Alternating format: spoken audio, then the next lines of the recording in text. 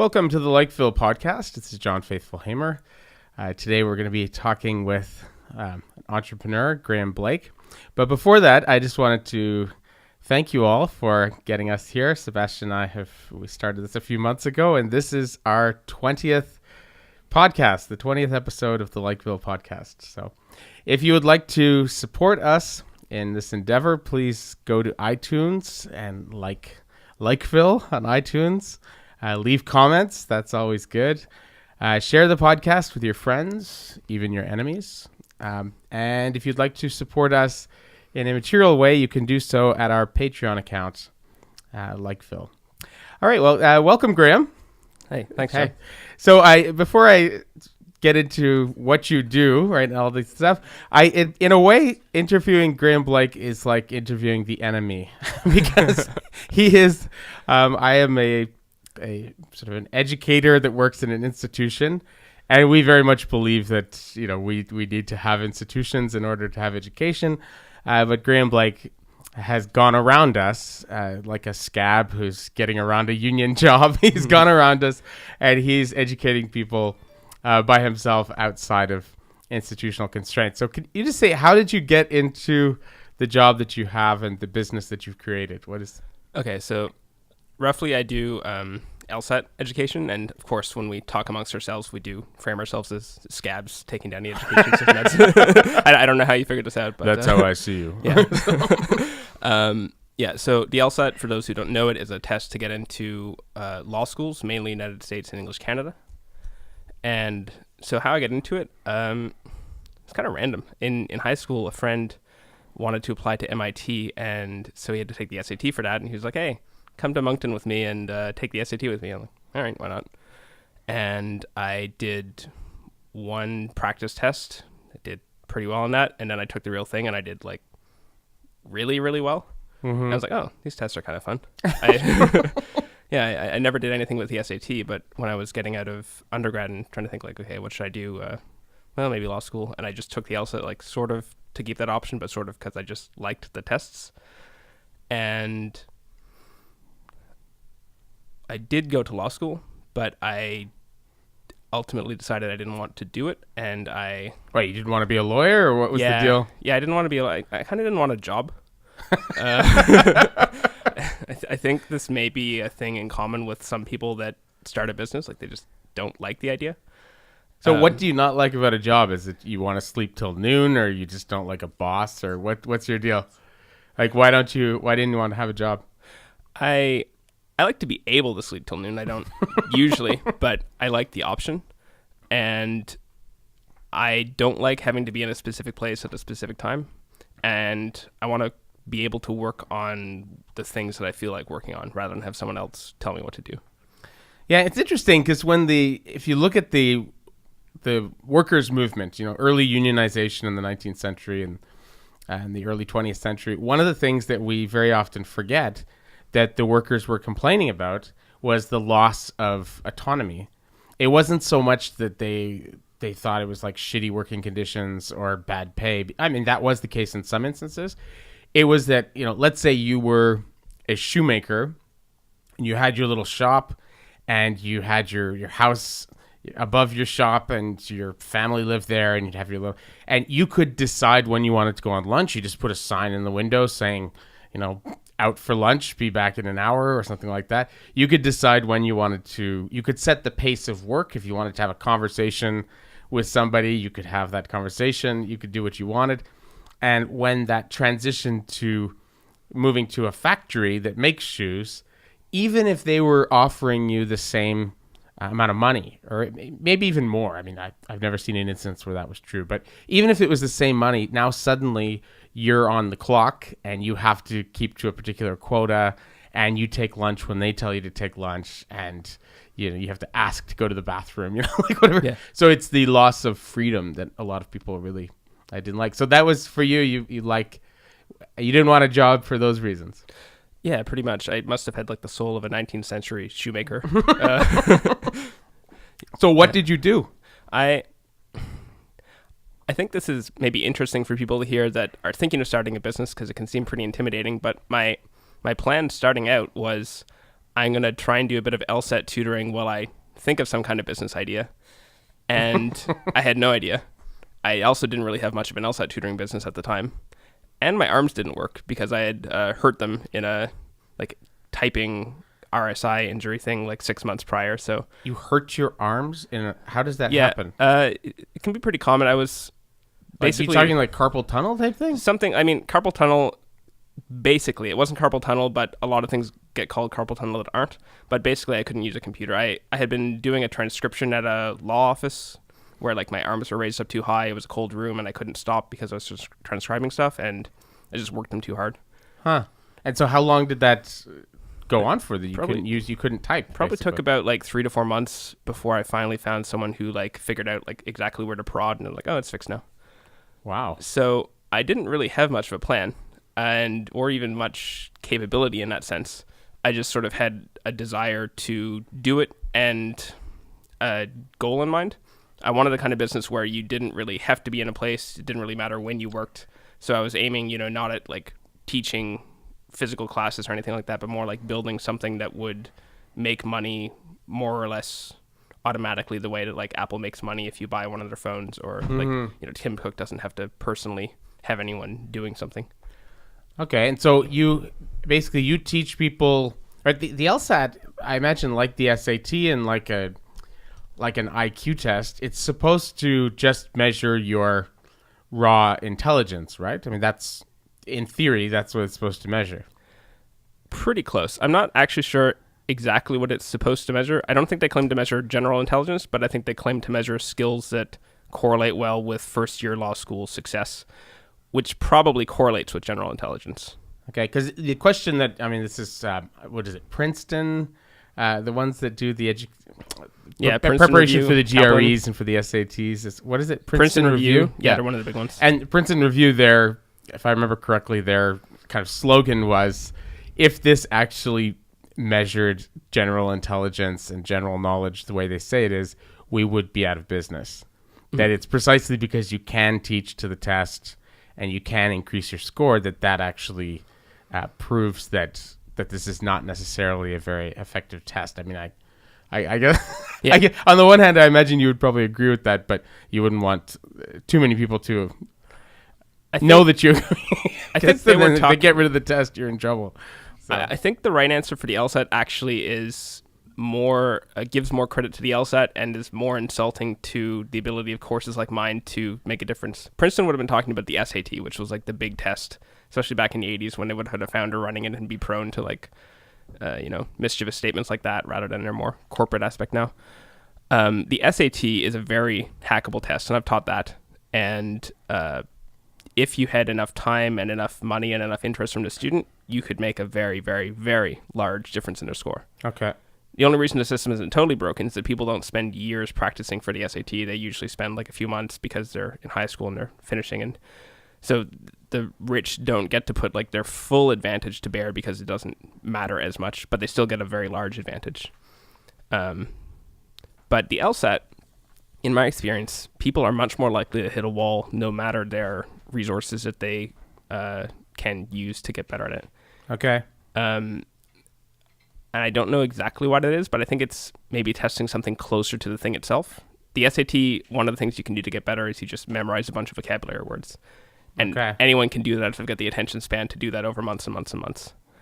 On the LSAT, it's more testing how well can you read and how precisely can you do it.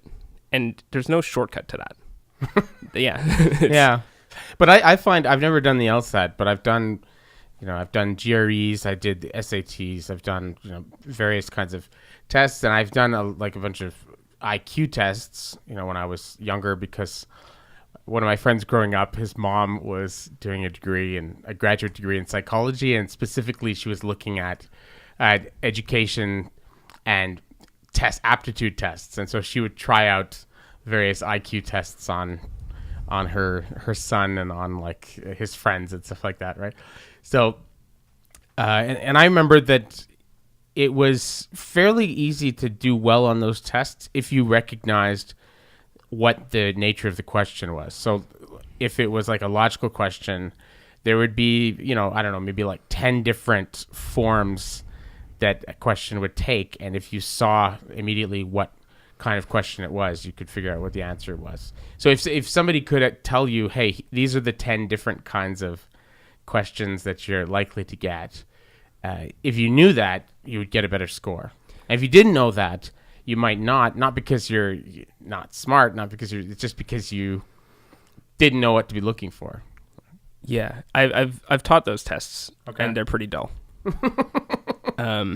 And it's hard to really convince people of this without actually having them sit down and take an LSAT, but it's not like that. I think like they do have forms where like I've done the test enough that I see something like, oh yeah, this is a category number 2013 of the things, but like there's just too many for people to sit down and memorize a list. So the only way they can get better at it is to like repeatedly see the same situation and build an intuitive concept of it, because there's too many things just to like, you can't cram it. Yeah. So, and what do you think it measures? What does the LSAT measure ultimately? Is it measure you said it's reading ability? Is it ability to think, abstract reasoning? What is it? I think it measures short-term working memory, which is how many things you can hold in your head at once. And we're pretty bad at this as humans. I think the number that most people can have is 5 to 7.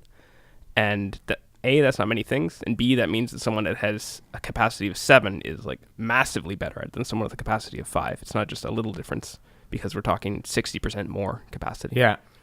It measures that. It measures, I think it actually measures, it's hard to put a name to it, but sort of the ability to see things not as they are, or to see what might be wrong with your way of thinking about the world. So like you've got this idea, you've got an argument, a theory. Could it be wrong? And if so, how would it be wrong? And can you spot that?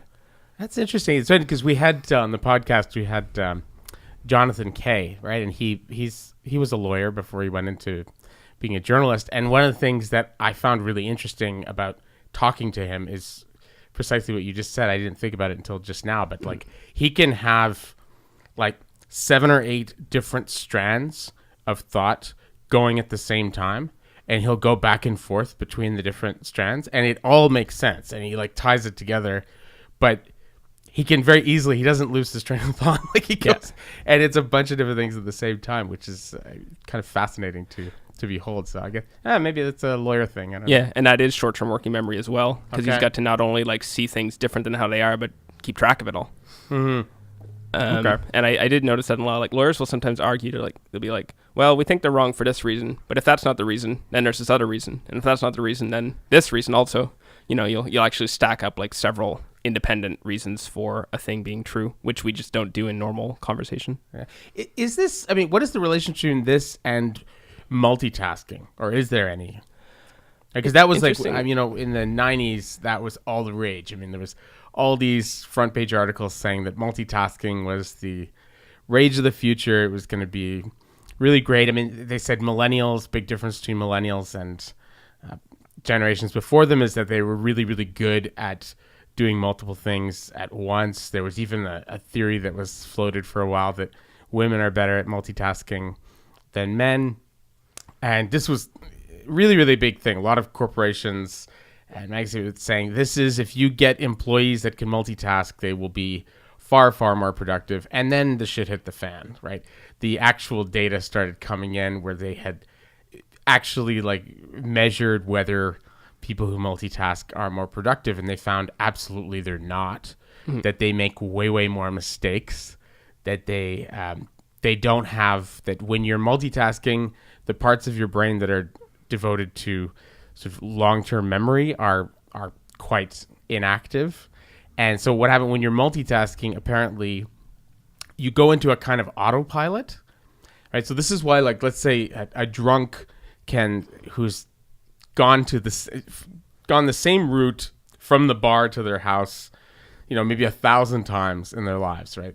They can drive from the bar to home, even though they're completely wasted, and then the next day say, how did I get home? You drove, right? And they have no memory of it, right? Because they have muscle memory. They have a memory of that route, right? In the same way that a sleepwalker getting up in the middle of the night can walk around the house and doesn't bump into stuff, right?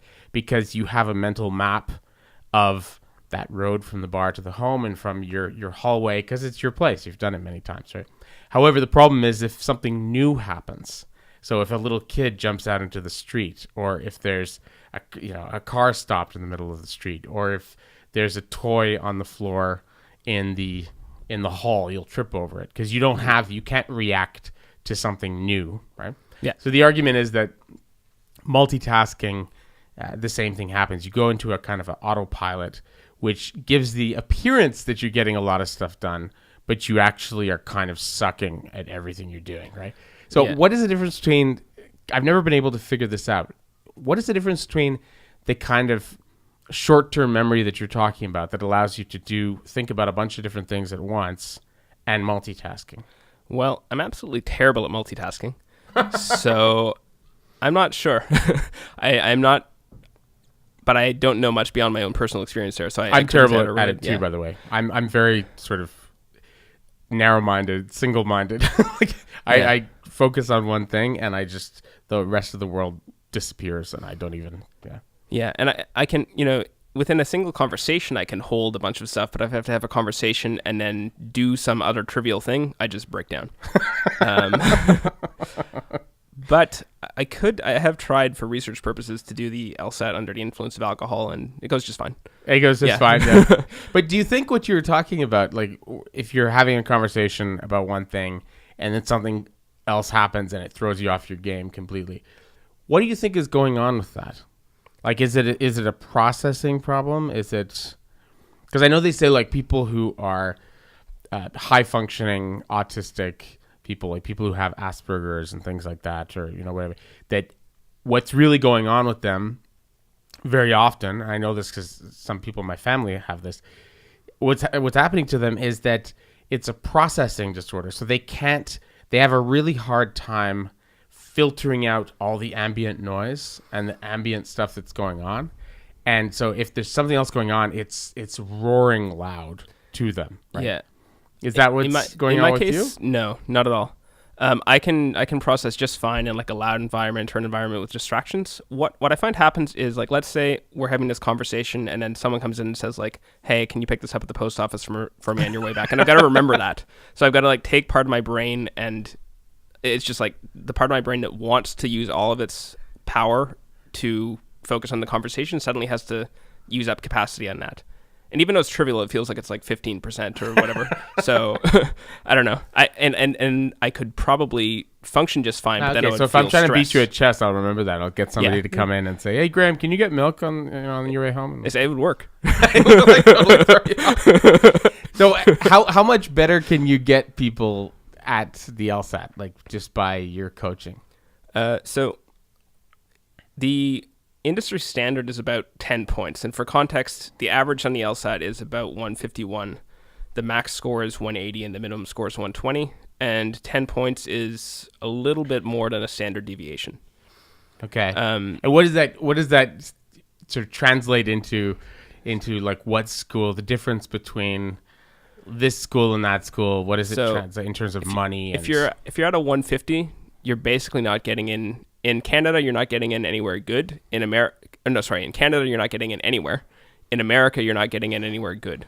Okay. At 160, generally speaking, you're getting into some places in Canada, but not all. And in America, you could get into some good options, like maybe a regional school that places well in the city you want to work in. But you also have access to a lot of horrendous options. And then at 170 in Canada, you're getting in pretty much everywhere. And in the States, you're looking at like Ivy level, like not all of them, but generally speaking, you're either getting at a top school or at a lesser school with like a full scholarship. Oh, wow. So this actually is an incredible investment. Yeah. It can be the difference between, graduating with, 60 grand in loans and graduating with try no loans. 300,000. 300,000? American law school tuition has gone insane. It's like 60,000 or more per year at some of the schools. So if somebody invests like a couple grand in your courses, it actually is a really good deal. Yeah. That's okay. Because I was often wondered why. Because I remember for a while, if I remember correctly, a couple of years ago, you were doing also not just LSAT, you were doing training for SATs as well. Yeah, I used to teach and so a course. people with who were trying to apply for hockey scholarships and things like that, and Yeah. that actually was potentially a lot of money if they could get the requisite score, right? Yeah, exactly. Or I think in the hockey market, this was like for East Coast prep schools in the States where if they got a requisite score, they could get in and play hockey. I think they still had to pay the money, but they could actually do it for like their hockey career. Like you see different motivations depending on what people's goals are. In this case, the parents just really wanted hockey for their kids, and that was what you had to do it, I guess. Yeah. Well, I look at what you do, and I look at Khan Academy online and things like that, and I wonder, do you imagine this could just replace people like me? Like we would just not need professors anymore. We won't need brick and mortar universities, colleges, high schools that we could just, because I look at my kids, right? They're 14, 15, and they've learned all sorts of things online. Like my son Indy, you've seen his art, right? Yeah. And like on Instagram, and he spends hours and hours and hours online going to YouTubers who are artists, and they show in detail how to do all the different techniques. And he copies them, and he's getting like really, really good. He learned some stuff in school as well, but he has learned, I would say, probably well over 90% of, even though he goes to an art school, like a music and art school, he's learned well over 90% of what he knows on YouTube. Right. So I look at that and I wonder, if that becomes, and then also, at John Abbott College, I've had numerous students tell me that my calculus teacher sucks, or my organic chemistry teacher sucks, and I don't understand anything that she's saying. I don't understand anything he's saying. I basically just sit at the back of the class and look at Snapchat or whatever. I just watch. I ignore what's happening in class because I don't understand it. I go home and I watch that particular module on Khan Academy, and I ace the test.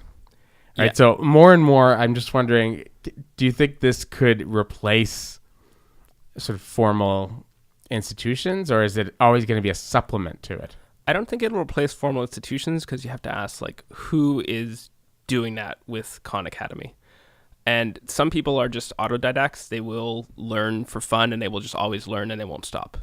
I was like that in school. I just always read stuff for fun. I didn't even always do my school stuff, but I had to do some to get through the class. But most of what I learned, I would say I learned on my own. But that's not everybody. And schools at the least have to teach people to read, write, and do some basic math, which are all things that we don't learn those automatically. Do we necessarily need school for that, though? No, we don't. My father and my mother taught me how to read and write. I didn't learn that in school.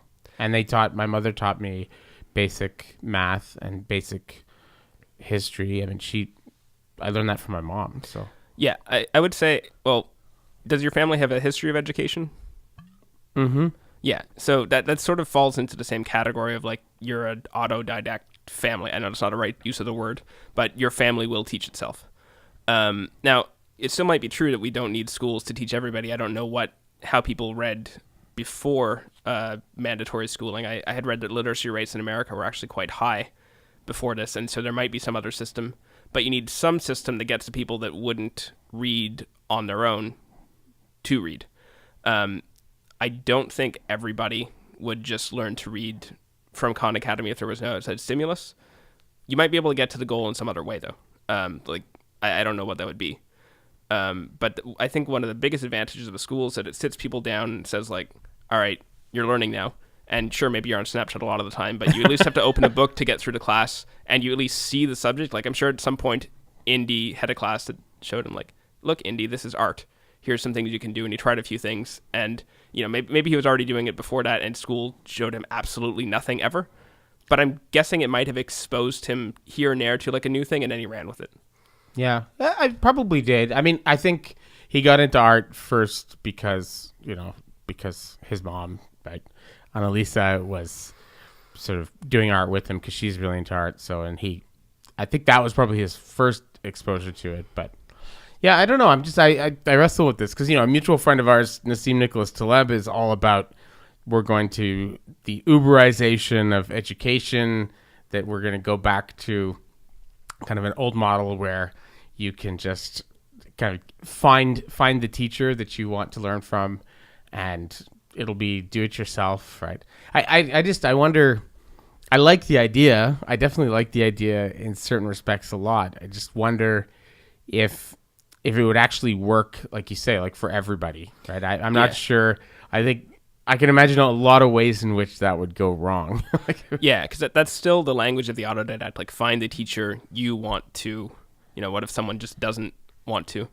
What if they just have a video game and that's what they want to do at age 6, and that's all they want to do? Because there's so many, like, education requires sort of like a long-term commitment to think beyond like the immediate pleasure, and we've got a lot of stuff in society now that just offers an easier thrill that may not be overcome by 100% of the people, and you might see like a large disparity between the people that come from families that actually teach the kids to educate themselves, and then the kids want to, and then those that don't.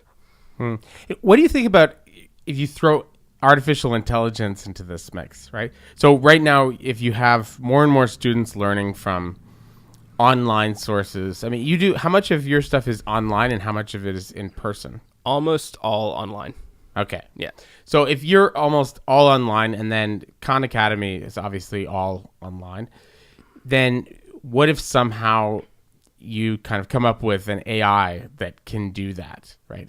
And that can also maybe learn about what the learning style of the particular learner is by maybe evaluating with an algorithm, looking at their social media activity, Cambridge Analytica style, where they can, go and look at all that stuff and come to a conclusion of what this person's linguistic ability is, what their kind of numerical ability is, and to know, and so then actually educate to them in the way that's going to be most effective to actually get through to them, right? Like, so basically an AI that would replace both of us. I think there's huge potential in that idea. I've thought that would actually be sort of like the key to the LSAT as well, because there's a lot of stuff that you can't just say, learn these 5 things and then you've got it. You have to actually figure out, like, okay, what's missing in their brain? Exactly. What little thing don't they have? But that's also a very hard thing to do, and I don't think we're near there for like what AI can do. I think you can, like, a lot of stuff that looks like AI probably actually has a whole bunch of like human coded things, like Facebook seems that way, but I think there's a lot of human poking around to get it to figure out what we want to be shown. Yeah. Have you by any chance read the novel by Neil Stevenson called The Diamond Age? No, I haven't. Oh, he's a very, very freaky. He wrote like Snow Crash and all these other just amazing kind of futurist techie guy, like really. But in my opinion, his best novel by far is The Diamond Age. And one of the basic ideas in the novel, it's set in the future, like far into the future, and is that there's this guy invents a book which is like a children's book, but it writes itself and it interacts with the kid, and it's right, it's absolutely, and it learns what the kid knows, and it teaches the kid everything from martial arts and self-defense to how to survive in the woods to like reading and writing. Just unbelievable, like absolutely everything. How to cook, like how to everything, and it interacts. But it's what made me think of it, and what you just said was that there's still a big human component, and the human component is that there are actors who work in studios like this with like microphones, and they're paid, and in the same way that you would have, I don't know, a troll farm or like telemarketers inside like a big factory, like a call center. They get, when a kid opens it up, they get, okay, here's your script. And they are the ones talking. So there's a human element. They're talking to the kid, but they have no idea where this kid is. They're just, so there is like a human interaction there. So, and it's interesting that Stevenson Eves asked about that. And he said, yeah, I just don't know how, even if we have really intelligent AI as educational AI, I don't see how we would ever be able to overcome that human element, right? Something that would. So how does Facebook do that? I don't know. What I meant by humans poking around is I think they have to sort of tell the machine what factors to look for. The machine will also identify factors, but I don't think it's at a point where it can just identify factors and make it better and better all automatically. I think there's got to be some human looking. I'm not sure. There is. Oh no, actually, they are working on things where the computer will get to better results, and we don't know like how it's doing it. Yeah. In terms of like making things engaging, but they're not at the point where you could just educate someone in that way. It's really simpler, where it's just like, all right, humans like this thing, humans don't like this thing. Show them more of this thing. And I'm speaking out of my depth here, so I may be totally wrong in some of the things that I've said, but yeah. I don't think we're near that sort of general intelligence yet, and I don't think anyone thinks or anyone who's working in the field thinks that we actually are there, at least within the like next 10 years. It could be within like a few decades we will. But I wouldn't see it as near threat, but it's possible sometime. But then again, like what do humans do in that case? If you get to a point where you can just educate a human with no human intervention, what does a human do? Well, I mean, this is a question, right? That's one of the basic questions of artificial intelligence. Like, I mean, at first, when everybody thought that AI and machines were going to replace manual labor, then of course all the kind of educated professionals were like, well, this is just, it's progress. You can't get in the way of progress. Come on, why are you whining about this? But when people said, oh, we're going to have self-driving cars and we won't need taxi drivers, and self-driving trucks, we won't need truck drivers, then they're like, hey, this is just progress. Why is everybody whining so much? But now actually when they're saying, guess what, we could actually make AI lawyer that will be way better than any lawyer, because they can review massive amounts of like precedents and find like some random precedent that like would have taken somebody hundreds of hours to find. And you can have AI doctors that are totally up to date on all the literature and and are not sort of giving you a diagnosis and giving you a treatment which is actually 15 years out of date, but they graduated from medical school 25 years ago and they don't know that because they've been so busy being a doctor. So now that people are realizing, guess what, we could replace profs and doctors and lawyers with AI. Now suddenly people are like, oh, I don't know about this whole AI thing, right? Like, so it's that's a weird thing. But anyway, in terms of you being an entrepreneur, having your own business, what have been the biggest challenges that you've faced so far?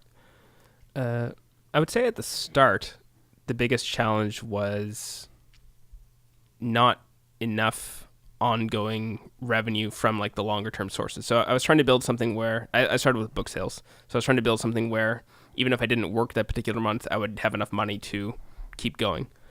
And that's actually pretty close to saying even if I didn't do any short-term work that month, I would have enough money to keep going. So I was working on writing more books that would make money in the longer run, but wouldn't make any money tomorrow. Mm-hmm. And so at the start, I had to do things like teaching in-person classes and so on that made money right then, and then balancing those two goals of like working in the long run versus working in the short run. That was a hard thing starting. And I think anyone starting will have like some version of this challenge if they're not starting a business that makes money immediately. Because some professions, if you're just like a freelancer, then you do some work and you usually get paid pretty much right then, and they don't have a difficulty. But if you're trying to build a business at scale, so scale meaning like, if I sold 100 courses or 10 courses, it's not really any harder for me to sell 100. So building a business like that, you're going to have some capitalization issues in the early years where you've got, your rent, your food and everything, and basic business expenses got to be paid out of that. So that was tough. Also, no one really understood what I was doing and thought like, oh, shouldn't you go back to law school? Like, that seemed like a good bet. Yeah. So that was hard. You have to sort of be prepared to have people not understand and sort of disdain it for a while until it starts showing enough visible results that are like, oh, that was a good move.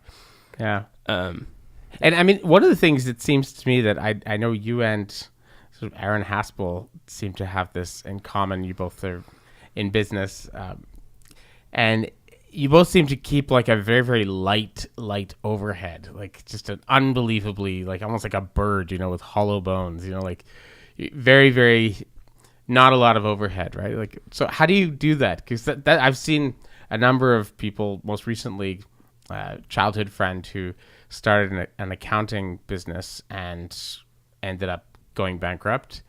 And when I asked him what was the mistake you made, and he said, well, I decided I needed to have a storefront and I needed to have like a sign, I had to have like this sort of presence, this like public presence.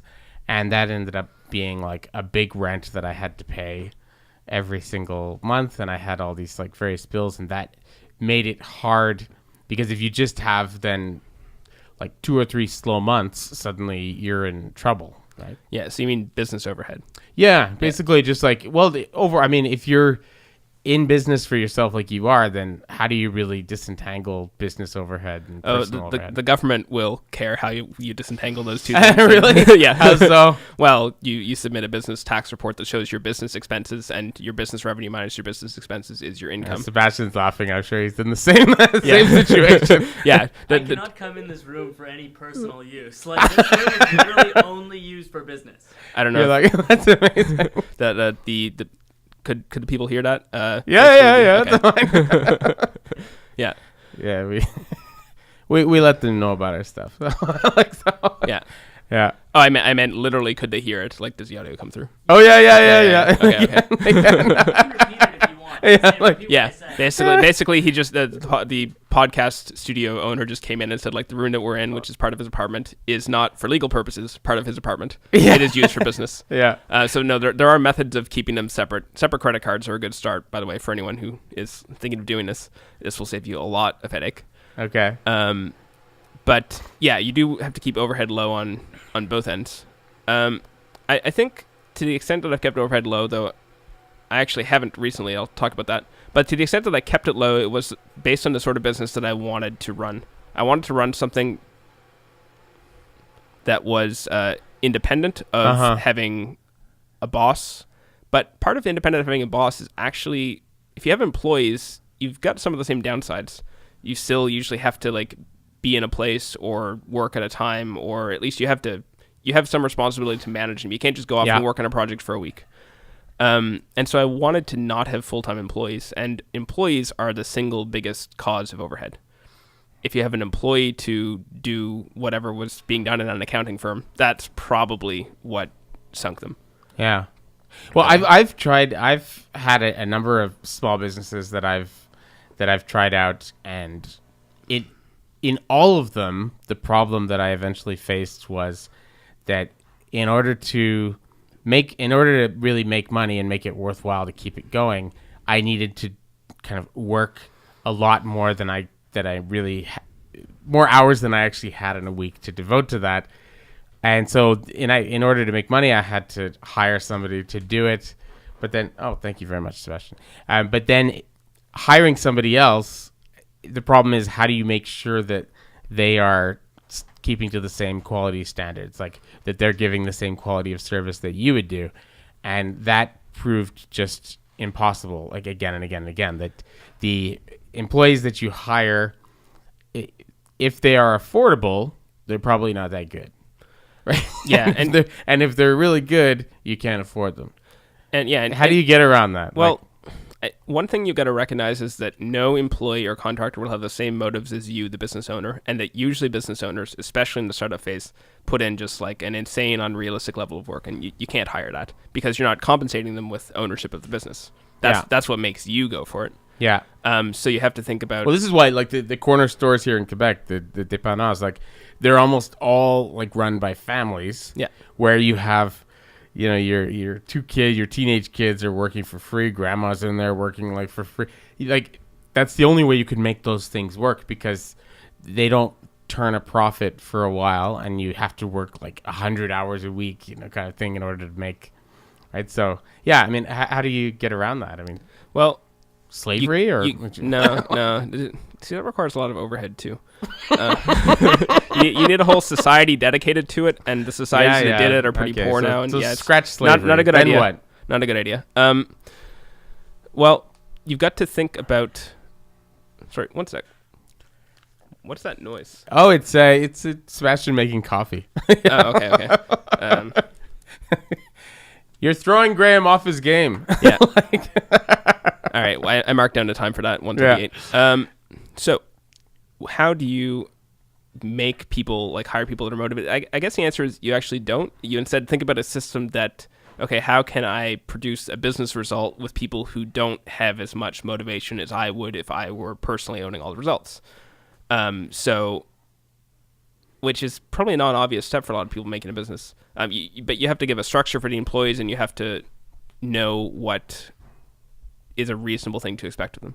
And of course, there will be sometimes where employees would do a better job than you because no one is good at everything, and so you can hire people that are competent in a way that you're not. Mm-hmm. But for the thing that you are best at, you may just never replicate it.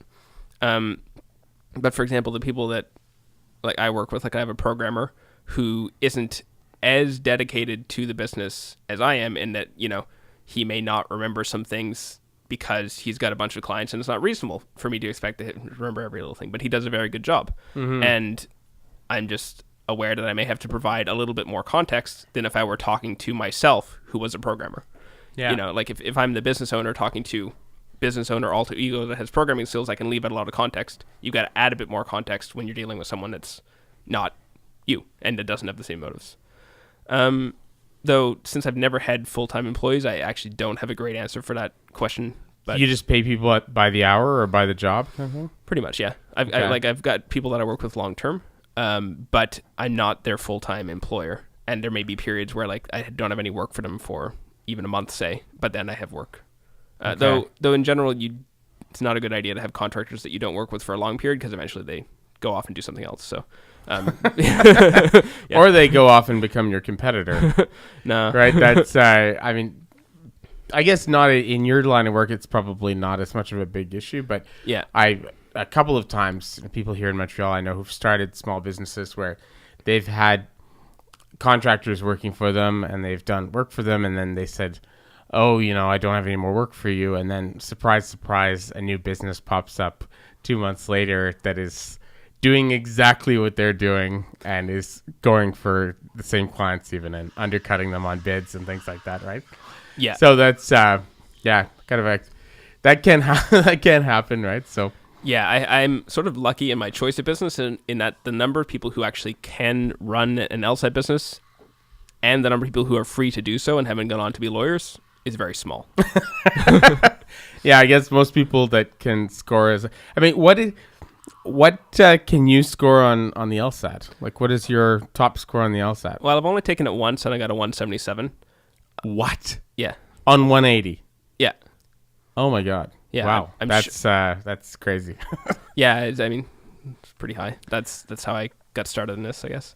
177, can that get you into Harvard with a full scholarship kind of thing? Well, in my case, it didn't, because I didn't really have an interest in going to the States, so I applied pretty late in their cycle, and my GPA was 3.67 out of 4.3, which is good but not astonishingly good. Mm-hmm. But I think it had a lot to do with the late application, but actually only NYU let me in. Yeah, Harvard, no. They didn't? Oh, wow. No, so they're not. Are there any places that aren't really excited about the LSAT? In Canada, yes. In America, no. Okay. And there's a reason. There's a structural reason for that. In Canada, McGill doesn't care. And there's a very good reason for that. They have a lot of Francophone students in Quebec because we're in a French province, and the LSAT is not a good measure. No standardized test is really a good measure when you're dealing with people that it's not their native language.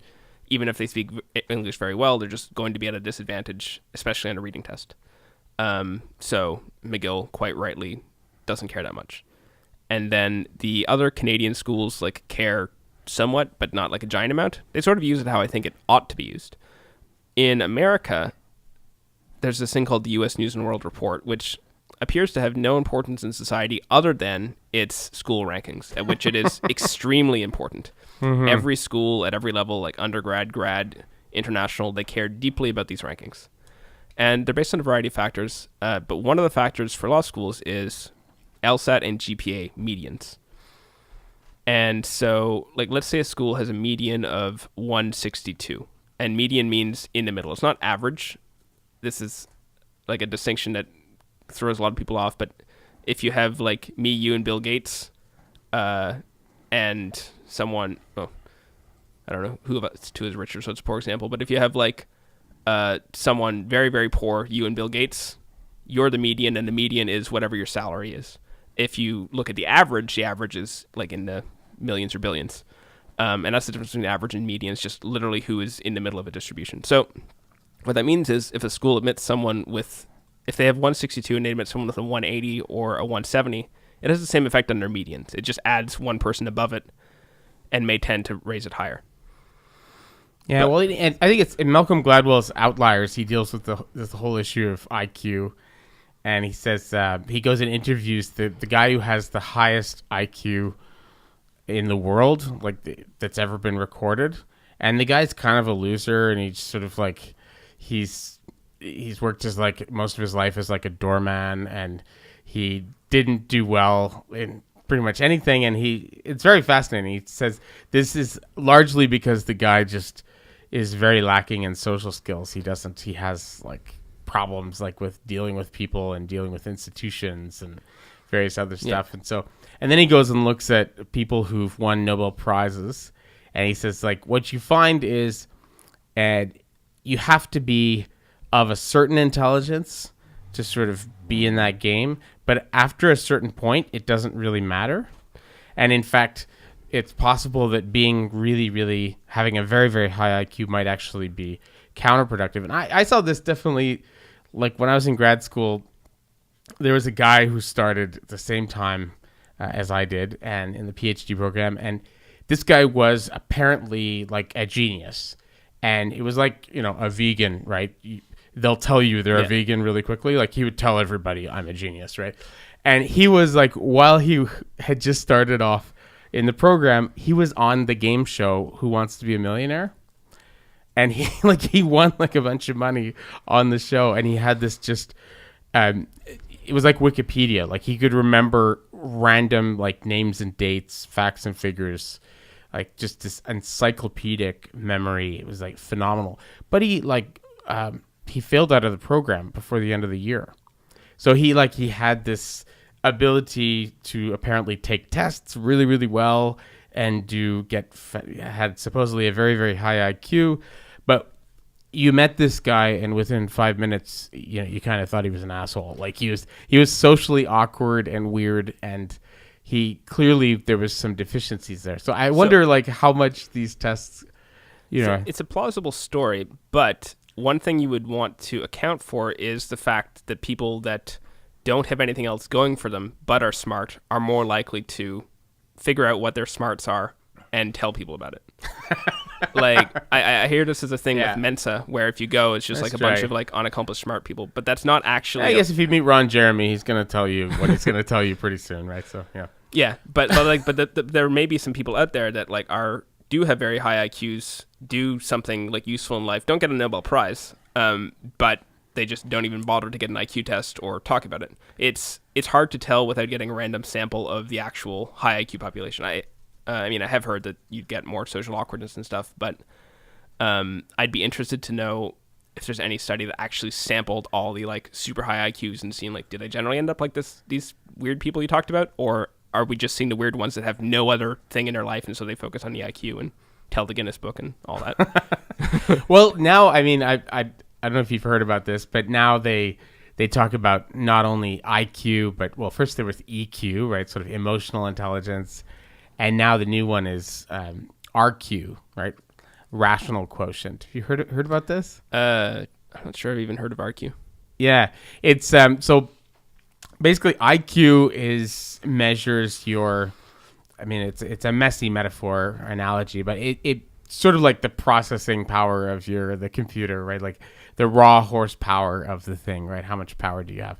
And so if your IQ is below a certain point, then there's certain kinds of concepts that you're just not you're just not capable of, no matter how well they're explained, you just are not capable of grasping them. In the same way that somebody who's colorblind, they're just not going to see blue and red, right? Regardless of how well and how vividly it's explained to them, right? So, but then emotional intelligence was supposed to be a supplement to IQ, which is supposed to make sense of these socially awkward people and say, well, there's some people who maybe are not really good at abstract reasoning and, on an IQ test or, I don't know, maybe on an LSAT or something like that, but they're very, very good at reading people's body language, tone of voice, facial expressions. They're very good at kind of reading people and sort of imagining what it might be like to be that person.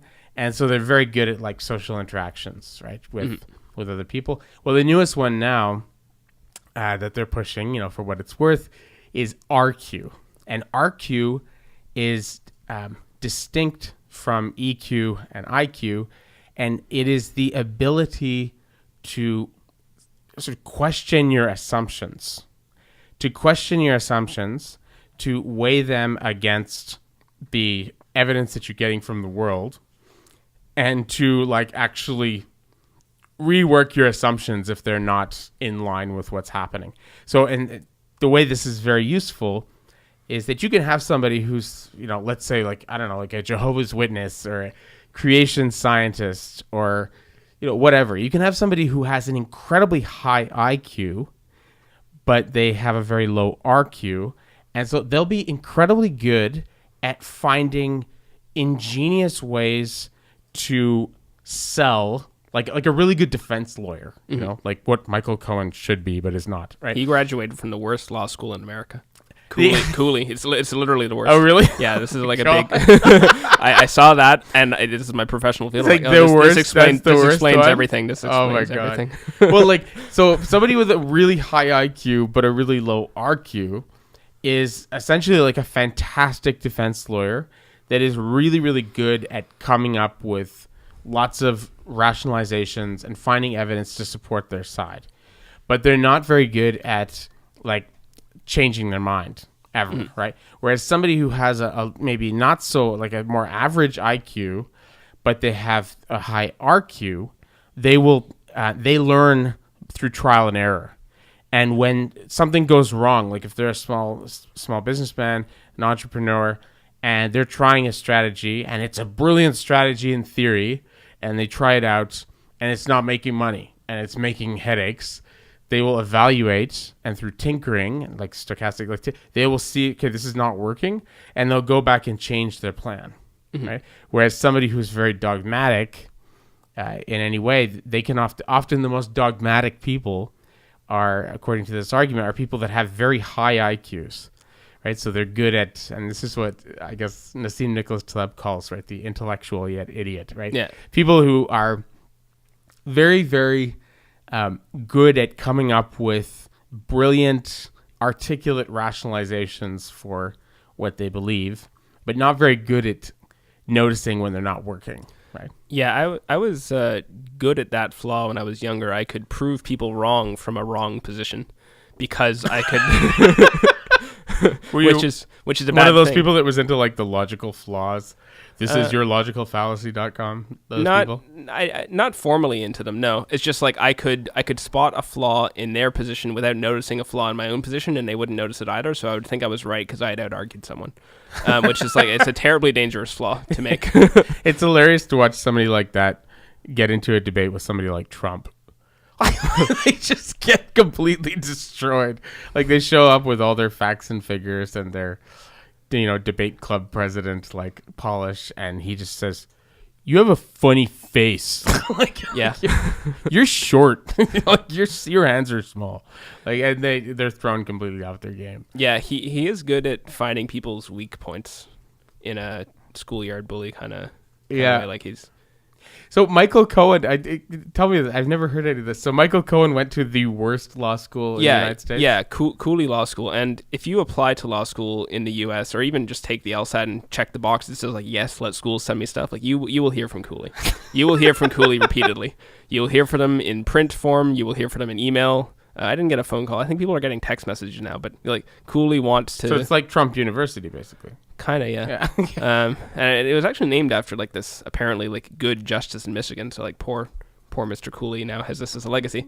But I think they were accredited like, I don't know. They recently sent out an email. They're like, we're accredited now. They weren't before? Well, I'm not sure which accreditation. Like I think they were ABA certified, but they got some other thing. And they're ranked number 2, I think, in a list of law schools in a ranking published by Cooley. Yeah. So this is like if your dad's a lawyer and he really wants you to be a lawyer, but you're a terrible student and you're stoner and you've got to find a law school that's going to let you in. This is where you go. Yeah, that would be a good reason for I at least had a friend who really, really wanted to be a doctor. And he's actually a fantastic doctor now. He's a really good doctor. But he really wanted to be a doctor, and that was like his dream. And I think it was his parents' dream too. But he was just a terrible student. And so he couldn't get into any like medical school on the continental United States. And so he went to a medical school on some random, I think like some Caribbean island that has this like medical school that it's like, you know, Dr. Neek, you remember him from The Simpsons? Like they like, yeah. It's like where you go when you can't get in anywhere else. And he went there and he got his degree and then he became a doctor and he's doing extremely well. He's actually a really fantastic doctor now. But so this is where Michael Cohen went. Yeah, well, see, I think that's insulting to the Caribbean law schools. A friend of my brother's went to one of these schools too, and he's a very smart guy and a good doctor now, I think. The med school system here is just kind of weird. Like it's artificially restricted, I think. And so these are like overflow schools that are still actually like training good doctors. Maybe not all the schools, but at least some of the offshore schools are fine. These overflow law schools are not. They're not. They're like... Yeah, and if you look at their LSAT scores, they're like 139 or something. Like it's barely better than chance. It is better than chance, but like it's not much better. And that's the bar passage rates are really, really low from Cooley.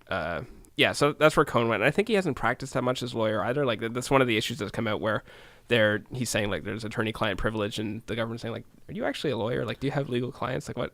Are you sure you're not just doing things for him that aren't legal? Well, they say he's a Ray Donovan type, right? He's like a fixer. Yeah. Like basically, what do fixers do in law firms? I mean, I thought it was just on the show, but apparently it's a totally real thing. Like, well, so what do fixers do? I don't know. I I haven't worked in a law firm, so I couldn't say. It sounds like what Cohen is doing for Trump is he's going and saying like, here's some money to like fix the problem that we have, but like, you don't get to be a lawyer to do that.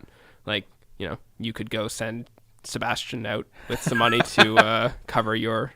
I actually have he takes care of gambling debts. So, yeah, but that doesn't make him a lawyer, and that doesn't mean that even if he was a lawyer, that he's doing legal work when he does that. So I don't know what a fixer is.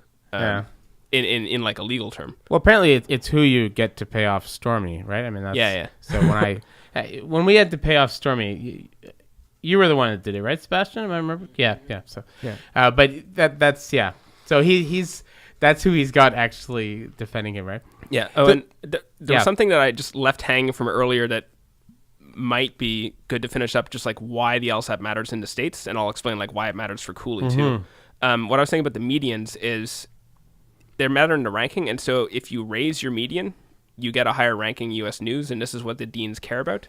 So if you are a student that has an LSAT higher than the school's median, you'll raise it. The school likes you, they'll admit you, and they'll give you money because they want you. Okay. If you're lower than the median, you're hurting them, and so they might take you for other reasons, either because they want you just because they think you'd be a good student, or because you've got a good GPA or something, but you're going to have to pay. You're going to have to pay money rather than be given money. Okay. And that's how they, like, the sticker tuitions are used to redistribute money either from the rich or from the poor. Either group who has, like, lower scores, redistribute money from them to the people that have good scores. Okay. And so in the case of the poor, it's from government student loans offices, because the poor don't actually have the money. They'll just get the debt later. But, yeah, so the average tuition is probably more like 20,000, 30,000 or something. I think I could be wrong on that, but you know it's less than 60.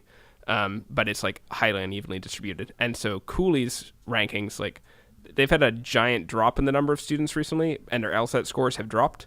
But I think even they would give a scholarship if someone's coming at them with like a 150 or something. They're like, all right, come on, we need this. Like, free tuition for you. And then the person who's got a 132, they're going to have to pay. Oh, wow.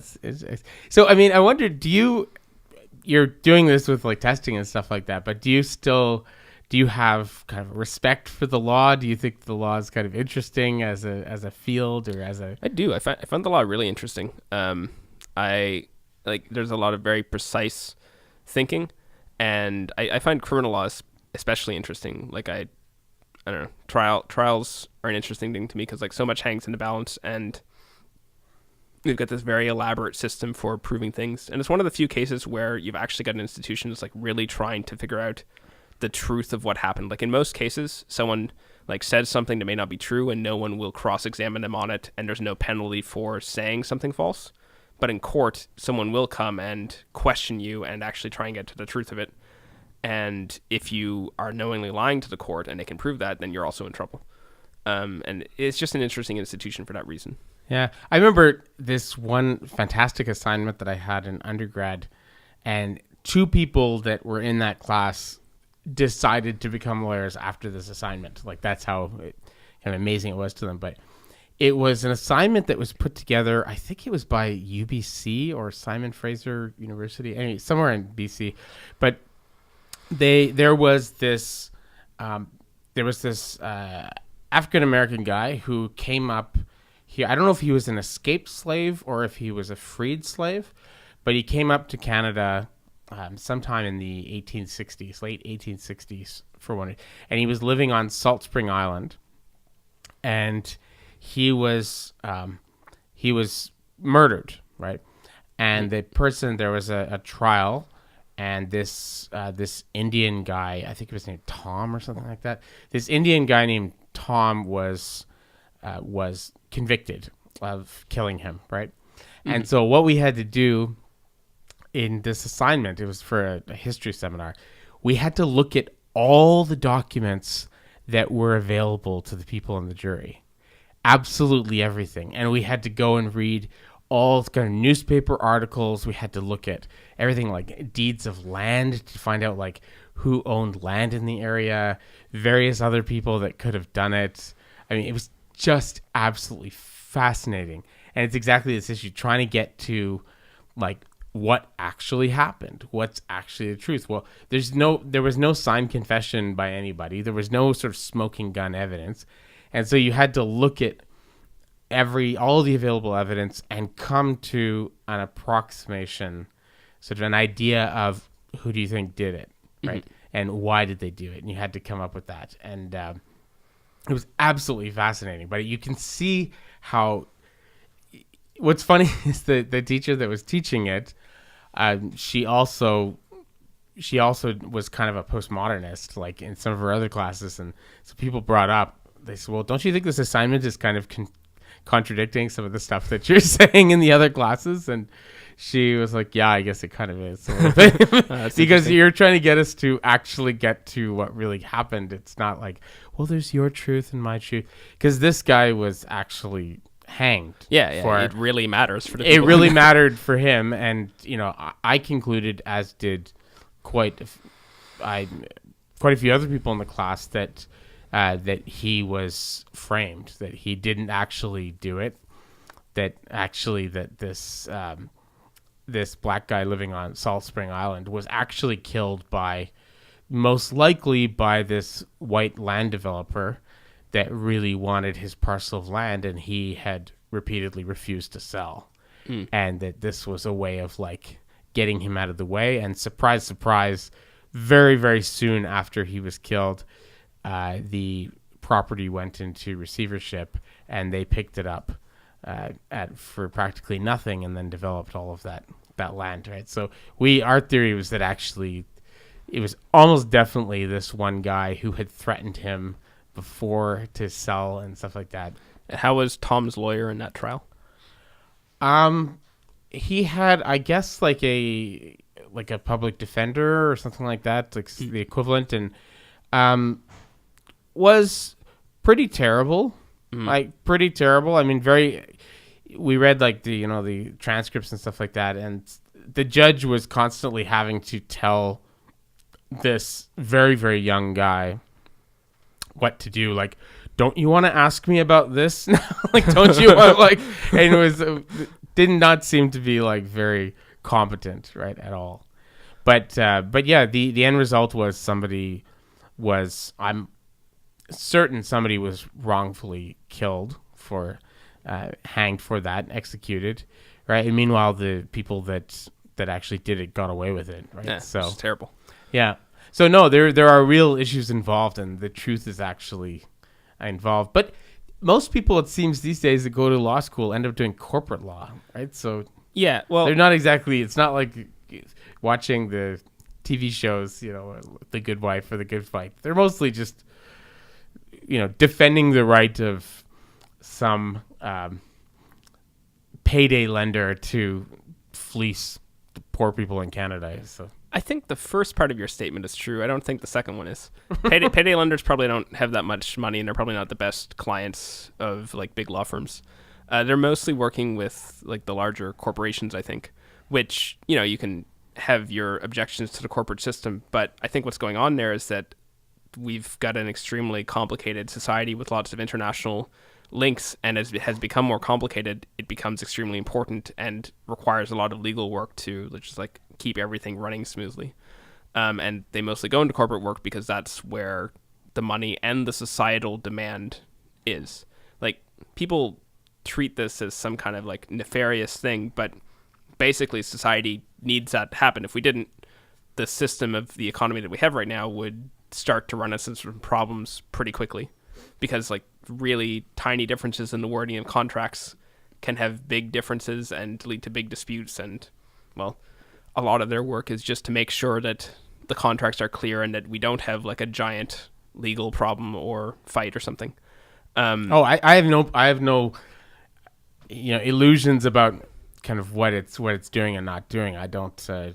I grew up in Montreal when the biker wars were happening, and they were shooting people in the streets, and it was absolute craziness, right? So, no, I can see what happens when you don't have the framework of the courts and of the law, and you don't have law enforcement. Well, that just basically means, like if I have a store, electronics store, and there's somebody trying to break into my store, what do? I call the police, right? Yeah. If I like sell somebody 10 TV sets and they don't pay me, what do? I take them to court, right?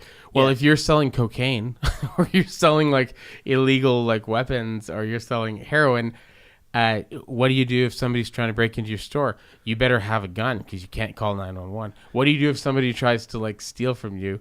You can't take them to court. You have to go and like kill them or like break their legs. So yeah, no, I definitely would not want to revert to a pre-law enforcement state. That's an ugly place, right? And like at a level that most people don't have experience of, we get like, intercompany disputes here are also resolved peacefully with or prevented peacefully with like these kinds of legal arrangements, rather than like smashing your competitor's store or giving them a death threat or something. Yeah. Now it does get pretty ponderous, and you can wonder, like, do we really need like all of this legal work? And I'm sure there's like some waste and some overdone stuff, but ultimately it is like working as part of a system. But I do think, where people get trouble by this is because no one really expresses that way, and no one thinks like, I want to go to law school to smooth the functioning of Canada's corporate system. Yeah, everybody imagines themselves as like the lawyer in A Few Good Men, right? Like, so Yeah. like you can't handle the truth. Like you imagine yourself as kind of a hero, like fighting some John Grisham novel, and you're like sort of fighting the good fight against like, yeah, and you end up doing some pretty mundane stuff. Yeah. Like I would say it's like socially useful, but not the stuff of dreams, and that's where, yeah. And yeah, it can be pretty dull, I think. I mean, it can be pretty interesting, or it can be pretty dull. It really depends. Like, and there is, to go back to AI, there has been a big change in that area in the past 10 years or so. Like, there was a surge in like legal work for new associates, as like the new technologies provided like a lot of emails and stuff that people could go through, and people would like print out stacks of documents and have humans look at all of them. Now, increasingly, the AI can't do everything a lawyer can do, but it can do a lot of that document review and stuff. And so there's less demand for some new associates. There's been some restructuring of how legal work is provided.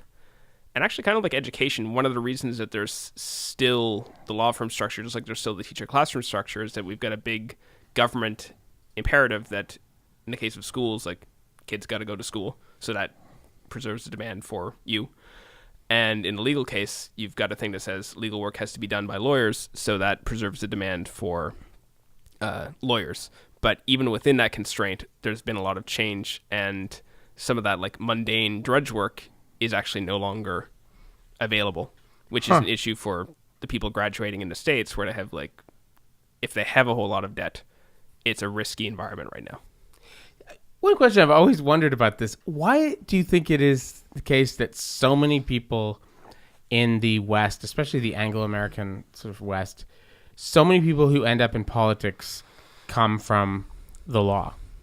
Like, so many people who end up in Parliament or end up in Congress or end up in New Zealand, Australia, Canada, the States, the UK, so many of them start off as lawyers. It's a good question, and I don't have a good answer, so instead I'll indulge in wild speculation. Okay. One theory could be along the same lines of, like, why are like LSAT teachers former lawyers? It's because the law can be kind of dull. Well, that's obvious. Yeah, that's obvious in the LSAT teacher The politician one is not. But people will ask, like, well, why did you leave law to be an LSAT teacher? Like, isn't law better? No. So the politicians, they may just be a thing that you can do that isn't law and is perhaps more interesting than your law work was. Whereas I think a lot of people that get to a high level in business tend to be like reasonably satisfied, and they're like, well, why would I go into politics? That looks so like terribly restrictive. But that's not the case for people that are high up in law. So that's one possible reason. I think like it generally will help you make better laws. And we see a lot of like the crap stuff of like, oh, well, why did they make this like stupid law in the American Congress? Even though it's all produced by lawyers, how did they do that? But there's a lot of like really good laws that come out that take into account things that wouldn't occur to lay people in making law. And I think that is part of it. That it doesn't mean you need a whole parliament of lawyers. I don't know why they're all lawyers, but I think it helps to have at least some who can make laws that aren't idiotic in like ways that if a lawyer just looked at them and thought like, well, geez, why did you do that? But I don't really know. Like neither of those two are that persuasive, I don't think. I don't know. What do you think? I don't know. I really don't know. But I mean, why not doctors? Why not that? In the 19th century, there were still most of the people who ended up going into politics came from the law. But it seemed to me like there was a little bit more of a mix. You had doctors, you had engineers, you had people from other walks of life that ended up going into. But it seems very, very much. I mean, just think about the last sort of 10 prime ministers, the last kind of 10 presidents, and a very high number of them were lawyers, right? That's where they come from. I don't understand. I mean, but everything in our system has become more formalized now. Like, it's a lot harder to cross into some other profession entirely. There's a lot more investment to becoming, say, a doctor now, and I don't know. Yeah, I mean, definitely I was talking to a friend of mine, David Schultze, who's a lawyer, and he actually has his own law firm now, and he said that one of the big changes in the legal profession in Canada has been that it used to be that you got a broader kind of cross-section of society in law school. So you would have people that were, from a small farm in Saskatchewan in your class. You would have people, working class people, middle class people, upper class, now very, very much law school has become something that is drawing very, very much from the upper middle class and upper class. You don't have very much kind of diversity in terms of, and there's a number of reasons for that. Partially it's because it's way more competitive now in standardized tests, and people who are going to do well on those tests are people who've had a certain kind of education from an early age, private schools, tutors, and things like that, right? But also, I guess how expensive it's got is part of that as well. But he said it's not nearly as diverse in terms of class sense than it used to be, right? Maybe they are sure to sort of let in people that will be diverse in a sort of a kind of a Bennington ad way, right? But very often, if you look into those people that are kind of adding diversity, very often they come from upper middle class households. Like they're not like it's from a upper middle class South Asian family, right? Like let's say. So yeah, that seems to be a big change. I mean, I don't know. I can't imagine how that's going to sort of reverse itself anytime soon. But yeah, I mean, you used to be able to just apprentice into the law. You would just go work for a lawyer, and they would. I don't know exactly how it worked, but I think they would certify it. Like, yeah, he's been doing legal work. He's in now. Sort of equivalent to like an apprenticeship, like learning how to be a carpenter. And yeah, and you would make money at the time that you were doing it, and you didn't have to go off to school for several years and take debt and not earn anything. Or that's fascinating. Yeah. So what are you going to do next? I mean, you've been very successful with this business, but I get the impression, maybe it's a wrong impression, but I get the impression that you're starting to think about like another project or something else, another incarnation of the Graeme. So yeah, well, what's next? At some point, I want to diversify, because to have everything dependent on the LSAT is risky, because the test could change format, or the GRE is moving into the law school field now. It remains to be seen like how much of a change that'll make, but it's very possible the market could shrink, or if the test changes, all of my past work is mostly invalidated. Mm-hmm. So it would be nice to have a second line of business.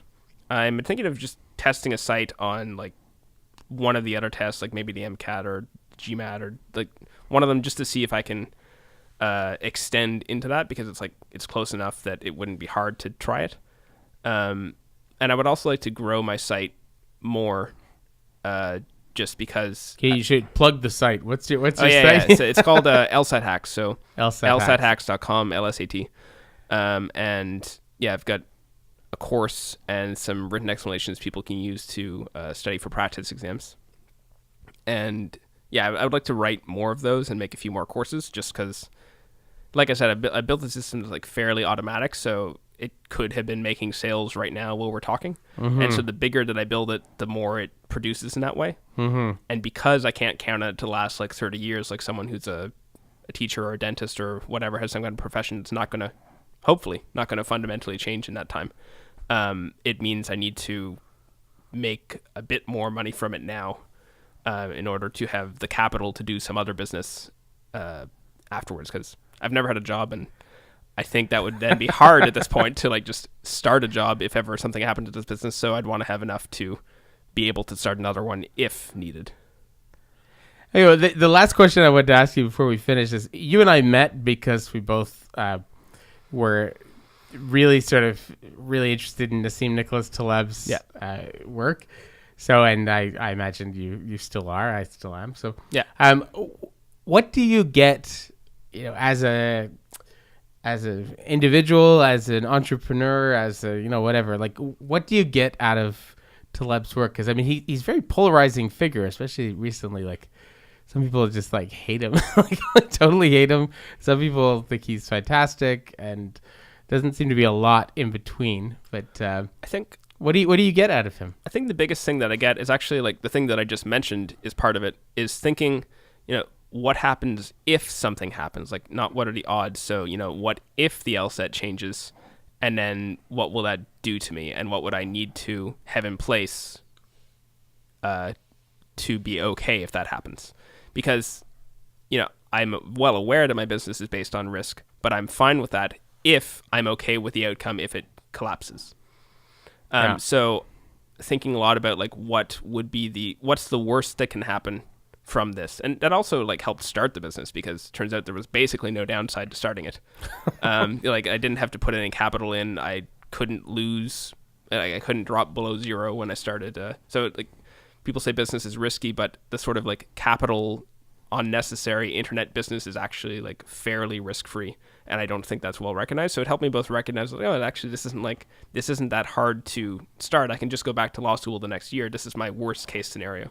But now it also helps me think, okay, I've got this thing that's going, but you can't just rely on a fairly fragile thing. You need to think about what happens if, and then how do you want to try and be more robust, like have more. Yeah. So that's anything else like that you get from reading his stuff? It's hard to think, because like it's been a little while since I've read it, and the stuff that I got from it, I just sort of integrated into my worldview. It's part of your life, yeah. So I'm certain that there are. I just can't necessarily say them right now. That's the biggest thing. Like thinking fragile, robust, anti-fragile, and just sort of integrating it was the biggest takeaway, I would say. Yeah. Well, thank you so much for coming on the podcast, and it's been great talking to you. We'll definitely have to do this again. Thank you. It's been a great pleasure. All right. So once again, if you would like to, by the way, Graeme, this was as I mentioned initially, this is our 20th episode of the Likeville podcast. Yeah, it's very exciting. I'm glad you were here for our 20th anniversary. Congrats. So if you would like to support the Likeville podcast, you can do so by liking us on iTunes, by leaving comments. Those things are good for ways that I don't understand, but Sebastian does, and it's reviews true. too, right? Reviews on iTunes, and subscriptions. That's important. Yeah, that's important, Sebastian tells me. So Sebastian also, by the way, like Graeme Blake, is going for a robust business model. That's why he does photography, videography, podcast producing, all sorts of things, right? So what all those likes, comments, and reviews tell iTunes is they tell the algorithm, like, hey, Likeville is great. Show it to more people. Oh, really? So, that's what it is? Yes, that's why you're having to ask this each time. So if you review Likeville and you liked it, then more people will get to like it. So you should do that. Thank you for clarifying that. I didn't know that. I'm an old guy. I'm dumb. So, so also, and if you would like to, and please share the podcast with your friends and enemies. And if you would like to support us in a material way, you can do so, as many of you have already done. Thank you very much for that, at our Patreon account. All right. Thank you very much. See you next time. Bye.